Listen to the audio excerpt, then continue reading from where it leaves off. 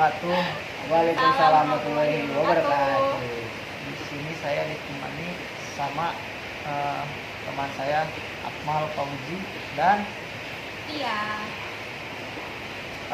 kali ini saya akan menceritakan tentang pengalaman saya waktu naik ke Gunung Sindoro tanggal 23 Oktober 2020. Dan itu tanpa kita sadari itu tuh bertepatan di hari Jumat Kliwon. Oke, terus sebenarnya kan ini kita gak serombongan kan. Ini mereka berdua dan aku sama rombongannya Bang Undin Jagoan. Nah, di rombongan Bang Undin Jagoan ini ada 5 orang. Ada aku, ada Bang Undin sendiri, ada Iis, ada Mbak Rahma, dan ada satu lagi misalnya E. Nah, di sini kan seperti biasa ya orang-orang pada umumnya kalau misalnya muncul kan pengennya bareng-bareng dong dari awal sampai akhir. Nah, tapi di sini tuh ada kendala waktu di hari Jumat awal tuh ada kendala. Ada urusan mendadak antara Iis sama inisial E ini. Jadi kita akhirnya dengan berat hati kita pecah tuh rombongannya. Jadi ada yang pertama itu ada Bang Udin, aku sama Mbak Rahma naik duluan sekitar jam 11. Nah, rombongan yang kedua itu ada inisial E ini sama Iis. Nah, berhubung 2 orang, jadi mereka tuh joinan nih sama si Akmal sama IJ. Jadi mereka jadinya berempat gitu. Kita berangkat habis Jumatan ya Mas. Iya. Karena kalau misalnya naik Jumat itu kan tanggung ya Pak. Mau berangkat jam 10 kita lewatin Jumatan. Kalau misalnya jam 12 hari pasnya Jumatan gitu ya. Nah, jadi kita naik berdua itu setelah Jumatan. Nah, naik ojek kita sampai pintu rimba. Pasca sampai di pintu rimba itu hujan beberapa menitan. Kita nunggu hujan, setelah hujan kita jalan. Untuk dari pintu rimba ke pos 2 alhamdulillah lancar.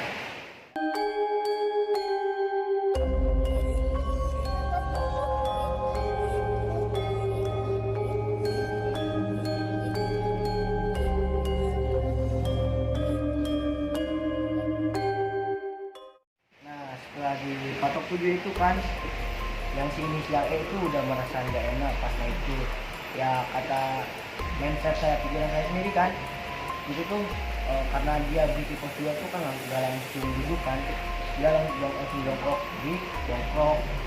nah, kemungkinan dia kena kram atau gimana. Nah, kita tuh ketemu satu rombongan beberapa orang ya yang dari Demak. Nah, kebetulan orang itu tuh bisa peka kayak gituan. Nah, terus setelah patok 7 patok 8 dia semakin berat ya. Setelah itu kan kita kalau misalnya ikutin dia pasti lambat atau gimana di perjalanan. Saya inisiatif ya udah kita ambil carrier aja. Jadi saya mau 2 carrier. Nah, ternyata tuh kenapa sakit? Kan kita kiranya orang awam kan kram. Nah, itu ternyata kata orang Demak tuh ada yang ngikutin, nggak tahu ada yang nempelin. Nah, setelah itu kan mereka sama anak Demak tuh dipijit ya sampai apa? pokoknya kan dipijitin tuh sama anak Demak ya. Terus tuh katanya sampai itu tuh kakek-kakek yang nempelin kakinya itu tuh. Nah, terus sampai orang Demaknya itu tuh kayak kehabisan tenaga, kehabisan energi buat ngeluarin si kakek-kakek ini gitu. Sampai paginya itu harusnya yang dia summit, dia tuh nggak ikut summit gitu. Sakingnya dia kehabisan tenaga gitu.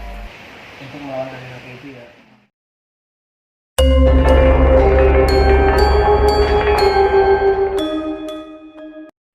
Singkat cerita, setelah sampai di pos 3 sekitar habis isya ya, kita udah dibuatin mie sama teh sama Mbak Rahma. Ngobrol kita masak, bikin makanan gitu ya. Kurang lebih jam 11 malam saya ngobrol sama Bang Udin sama Akmal di tenda itu, tenda saya hanya ada Mbak Iis ya. Jadi kan tendanya ada 2 tuh. Yang satunya tuh isi aku, Mbak Rahma, sama si E itu. Terus yang satunya itu tuh isinya Akmal, IJ sama IIS. Nah, Bang Udin tuh dia di luar terus. Setelah ngobrol-ngobrol sama Bang Udin, saya penasaran ya, ingin tahu pengalaman dia waktu di laut gimana gitu. Saya nanya dan di pertengahan obrolan itu merasakan hal-hal yang aneh lah. Tripod jatuh, nggak ada angin, nggak ada apa, terus lampu redup nyala nyampe 6-7 kali. Di situ udah ngerasa aneh. Ngobrol kita kurang lebih hampir setengah jam. Akmal masuk duluan, saya manggil Akmal buat bentangin playseat. Setelah saya keluar pas mau masang playseat, terdengar jelas pertama tiga kali suara gamelan. Setelah itu saya sentak, langsung nanya, "Pak, denger gak? Apaan?" Pertama saya kirain saya itu suara celeng ya, babi. Setelah dipikir-pikir, Akmal kok panik, dia sambil astagfirullah pasang playseat gitu. Pikir-pikir, oh baru peka, langsung punya saya udah keiket tuh satu, cuman yang bawahnya belum. Akmal masih ngiket yang atas, Mal yang bawahnya ganjel aja. Saya langsung masuk, ketakutan ke dalam, Akmal di luar pasang sendiri jadinya dia. Setelah itu kan tutup tenda, langsung saya ngingetin teman saya ya, ini ada di samping, "Bang, baca doa, jangan lupa baca doa." Dia ngingetin saya buat baca ayat kursi. Tapi setelah lampu dimasukin, selang 5 menit lah, malah dia yang kemasukan. Sebenarnya yang saya khawatirkan itu Mbak Iis, karena Mbak Iis itu seorang perempuan ya. Karena Mbak Iis itu kuat, jadi larinya ke Akmal yang kemasukan. Akmal juga karena itu udah pernah bolong ya.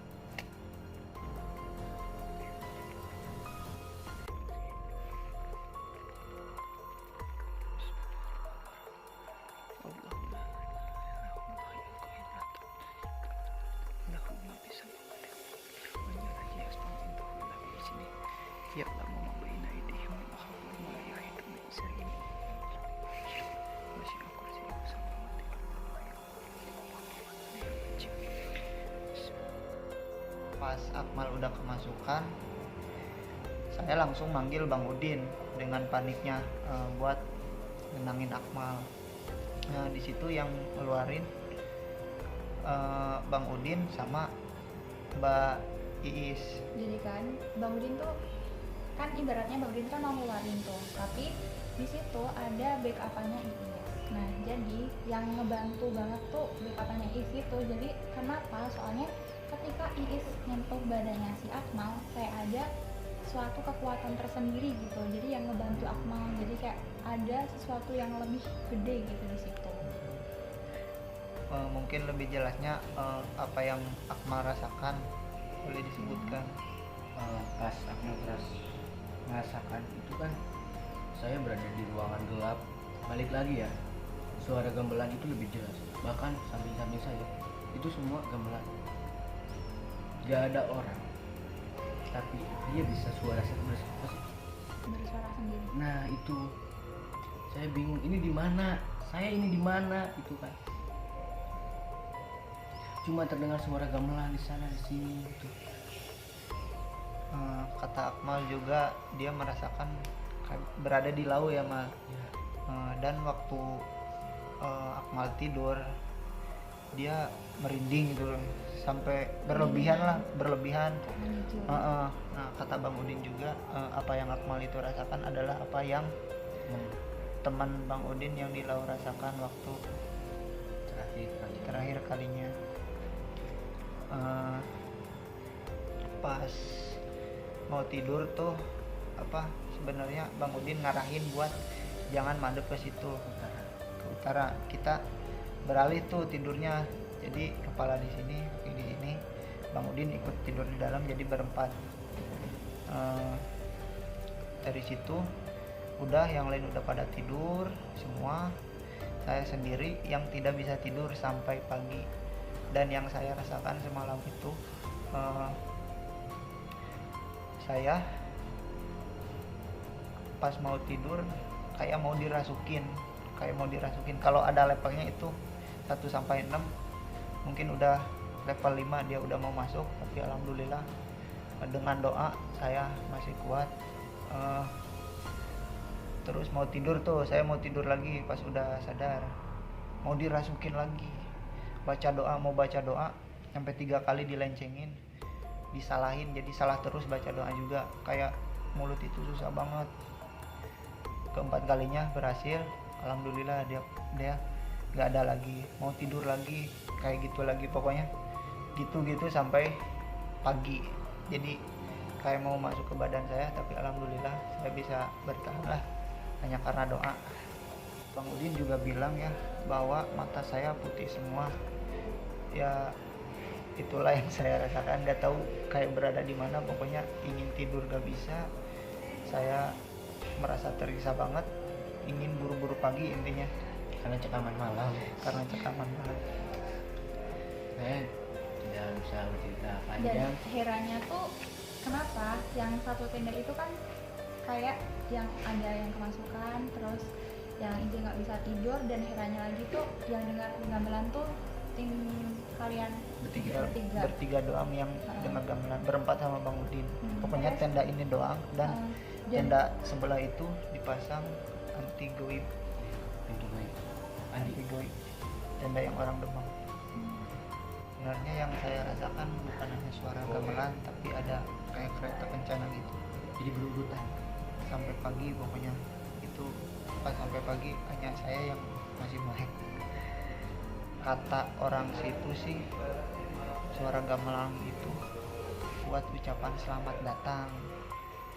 Nah, yang disambut itu kata orang Demak adalah Mbak Iis yang ditungguin. jadi tuh sebenarnya dari awal, dari di BP mungkin sampai masuk ke wilayah Sindoro itu kayak sebenarnya tuh udah disambut dari atas, udah ditungguin ibaratnya. Nah, kenapa terjadi kejadian malam itu? Ya itu sebuah apa ya, kayak itu kejadian penyambutannya buat Iis gitu loh. Makanya kebetulan Iis itu satu tenda bareng saya. Jadi yang kena tenda kita doang memang. Nah, soalnya hiranya kenapa yang kena soal yang kayak gini tuh hanya tendanya yang IJ dan Akmal gitu doang, sedangkan tenda sebelahnya tuh aman semua gitu loh. Jadi pas kita masih di luar itu, kita Akmal sama Bang Udin masih di luar, Mbak Iis itu udah melihat kakek-kakek di dalam tenda, dan kakek-kakek itu yang melindungi Iis. Iis juga pas saya di luar sama Akmal, Iis mimpi. Jadi itulah karena Iis nggak ikut summit waktu pagi. Sebenarnya kayak dapat apa ya, semacam warning gitu sih dari yang kakek itu buat nggak summit. Intinya Iis jangan summit, kamu jangan summit. Jangan summit dan turun aja gitu, dan paginya Iis ngaku gitu. Paginya Iis gak summit, Iis turun duluan sama rombongan yang dari Demak. Ya seharusnya kita kan rencana summit tuh jam 3 kan. Nah, karena kejadian ini dan ya pokoknya kejadian ini, terus kita kayak molor tuh, dan sebenarnya tuh kayak mikir mau summit apa enggak gitu. Nah, akhirnya kita tuh summit sekitar jam 6 itu. Nah, ketika summit itu ada kejadian lah, waktu di atas, pokoknya waktu di atas di puncaknya itu tuh aku tuh ngerasain aku lagi dapet.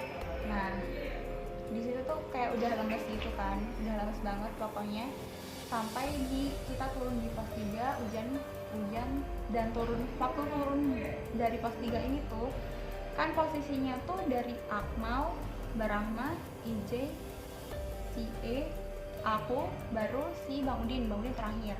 Nah, di situ kata Bang Udin itu waktu kita turun itu banyak banget yang ngikutin aku Karena posisi dia lagi dapet. Nah, posisinya aku lagi dapat gitu karena itu. Nah, di situ tuh sebenarnya kayak aku nggak ngerasain apa-apa, mungkin karena aku yang nggak tahu atau apalah gitulah ya. Yang kalau Bang Udin, jadi tuh Bang Udin cerita kalau selama kita perjalanan itu tuh kita kayak dikelilingin makhluk-makhluk itu karena posisi aku lagi dapat. Nah di situ pun karena posisi aku di depan Bang Udin, jadi tuh kan kayak banyak yang mau nempel-nempel di badanku. Nah Bang Udin tuh kayak rela buat bilang ke itunya kalau jangan dia lagi sakit, mending aku aja. Nah di situ banyak tuh yang nempel di pundaknya Bang Udin. Kenapa waktu di akhiran itu Bang Udin tuh ketawa-ketawa sendiri karena dia udah nggak tahan tuh sama beratnya makhluk itu gitu.